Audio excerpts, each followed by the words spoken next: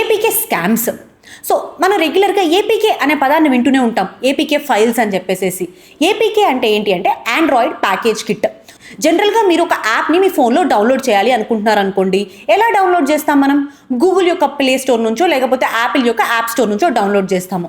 అలానే కాకుండా యాప్స్ని ఏపీకే ఫైల్స్ ద్వారా కూడా సైడ్ లైన్స్లో మనం డౌన్లోడ్ చేసుకోవచ్చు. సో ఈ ఏపీకే యాప్స్ని స్కామర్స్ జనరల్గా వాట్సాప్లో కానివ్వండి, టెలిగ్రామ్లో కానివ్వండి, లేదా ఎస్ఎంఎస్ ద్వారా కానీ లింక్ పంపిస్తారు. సో ఆ లింక్ నొక్కిన తరువాత ఆ ఫైల్ అనేది డౌన్లోడ్ అయిపోతుంది మన ఫోన్లోకి. ఆ తర్వాత నుంచి వాళ్ళకి మన ఫోన్లో ఉన్నటువంటి యాక్సెస్ కానివ్వండి, కంట్రోల్ కానివ్వండి, బ్యాంకింగ్ డీటెయిల్స్ కానివ్వండి, ఇవన్నీ ఆ స్కామర్కి తెలిసిపోతాయి అన్నమాట. సో ఆ తర్వాత ఈ స్కామ్ అనేది చేయడం జరుగుతుంది.